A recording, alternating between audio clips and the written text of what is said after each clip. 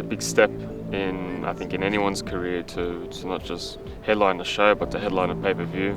There comes enormous pressure, there comes enormous responsibility. You have to be ready physically and mentally for this, and I believe this is the time for me. To be a real champion, defend your belt. I'm defending my belt against a real fighter. And to defend my title on pay-per-view main event, not just Australia, but the world will be watching.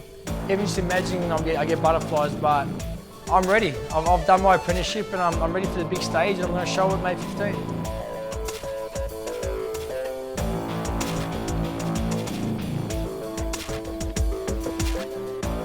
I set myself the first goal when I turned professional, and that was to become Australian champion. And what a time to do it than to headline my first main event pay-per-view and to fight for the Australian title. It means everything to me. I've dreamt of this moment, and it's finally come to reality. And I'm gonna train hard and work hard for this moment, because that's all I've ever thought about for the last 2-3 years. Beautiful. Tszyu with a beauty. But he'll do it. Timing. A dented vessel. Barely on his feet. As Tszyu opens up and is just whacking away at will. And Tszyu Park 2 is victorious for the 12th time. I've visualised myself winning the belt and stopping Billy Lemov before I even got to the fight. I knew I was a more experienced fighter, and I knew I had what it took to stop him, even though he had me stopped before. But I went in there, dropped him in the first round, just picked him apart. Thankfully the doctor stopped it in the 5th round for his safety. It's funny because I caught up with Billy Lemov after the fight, like a week after, and he was saying everyone told him I didn't have power. And I go, who told you that? He goes, people who used to watch you, and they haven't felt me punch before. And the technique leads to power as well, and my technique's improving. I can hit hard, and Tszyu's going to find out on fight night. You've got to set yourself small little goals, but of course you're going to set yourself an end goal. I remember my dad said that he was going to reach Olympics, and people used to laugh at him when he was young, and he did. From then on, I've set myself a big goal, and even if people laugh at it, that's what motivates me to keep going and going and going. Living with my parents makes it much easier. Having the Maltese mum cooking me food, my dad prepares food for me as well. My mum, she's a boxing photographer, Marty's knockout photography, and very passionate like I am. I get that from her. She loves taking photos at every fight, and watching me fight is very hard for her, but she always gets an amazing shot. 4 things for Easter, what it was, instead of buying me chocolates, my mum got me made the doona covers of myself on both sides. One's like my name, JC of Joel Camilleri, and another one's one of her photos. I have a bit of a laugh over it, like it's a bit weird sleeping with yourself, but I love walking in there and just seeing a photo of myself. You go to bed, you have a good laugh. When I post it up on Facebook, everyone's like, what the hell are you sleeping with yourself? But it's different, that's for sure. I don't bring girls home, I'm respectful in that way. But yeah, if I did bring a girl home, I'd love to see her reaction. I might try it and make sure we get the cameras out too. My dad was very disciplined. He was like an army sergeant, where everything has to be so perfect. And I think that's just the way he was as a person. And it has come back to me. I have to be perfect like that as well. I've learned a lot from him, more than inherited. I've learned how to be very disciplined, how to be very punctual, how to be hard on myself, to never ever give up, to always know that you can always achieve something bigger and bigger and bigger. I think I did tell the story when my little son, when I was 3, dislocated my father's jaw, just to hit him right on the chin. I mean, anyone can hit anyone. 3-year-old. 3 years old. Dad's stoked, but Dad doesn't say much. He's good job, son. That's all he can say. He's headlined MGM Grand Las Vegas. For me to headline a little Star City casino show, it's baby steps towards the big goal. He was a lovable character. He represented not just Russia, but he represented Australia as his home, and I think the Aussies love it. And for myself, I am Aussie more than I am Russian, and I intend to represent Australia and Russia at the same time as well. As I started boxing, I got into the boxing a bit more. I started watching Tszyu. Loved his style. decent puncher, very tough, and I love that style, that walk forward, Jeff Finley, Tszyu kind of style where they just love to punch on. So I did follow Tszyu growing up, but everyone's saying, oh, how do you feel fighting Tszyu's son? He's a human being. I'm not fighting Kostya, and on the day I'm fighting Tim. Forget his surname, I'm fighting Tim.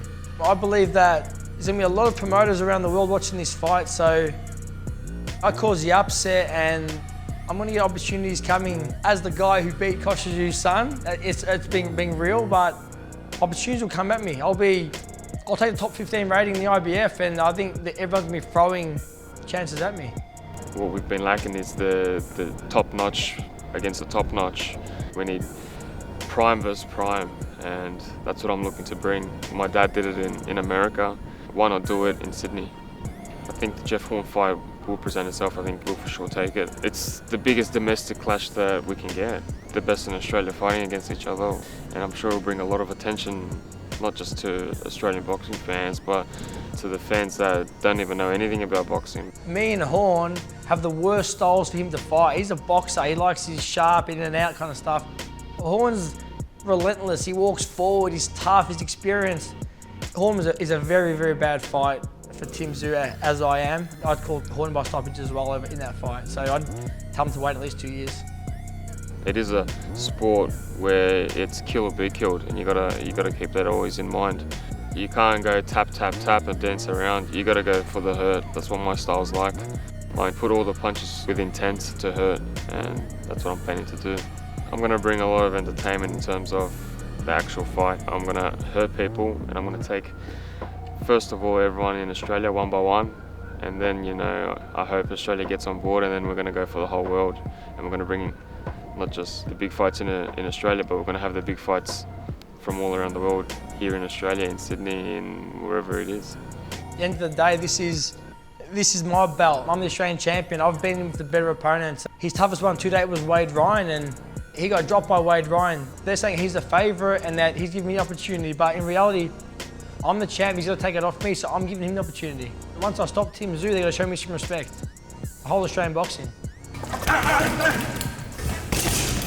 Joel's definitely a good fighter. He's the Australian champion for a reason. He's a tough boy, and he comes to fight, and I'm sure he's going to want to win as bad as I want to win, but I'm coming into the fight knowing that I've got the superior skills, I've got more heart. This is the start of something big, so I just can't wait to have a go, because this Australian title means more to me, and it's something I've been dreaming from the start of my career. I think he's confident in himself. I see confidence. I don't think he's ready for the big stage just yet. He's had 12 wins. One guy's had arms pretty much. One guy's thrown back at him and dropped him. He got a top 15 rating in the IBF. I don't know how. He hasn't fought for an IBF title. I'm his second real fighter he's fought, and the best guy he's gonna fight, so he's not ready for the big stage, but all the best to him. I think Joel will be awkward at first. He's a quick boy who's tough. But I think if you hit him the right shot, I think everyone goes down, and I think that's what's going to happen. I'm just going to find the right shot with the right timing, and I'm going to hit him cleanly, and he's going to feel it and not want a piece of it anymore. I believe he's going to come out sharp. He's a talented fighter, very sharp, starts very well. As the rounds go on, it's going to favour me. He's going to feel my power, he's going to feel my pressure, and I honestly believe that it's not going past the 8th round. 7th to the 8th round, I will stop him, and I'm calling either the ref's going to stop it or his corner's going to throw in the towel. I want to be the silent killer. May 15th, I plan on making a big statement. I plan on fighting in front of my first pay-per-view main event, and to come out with not just a victory, but to come in spectacular fashion for the KO in under 6 rounds.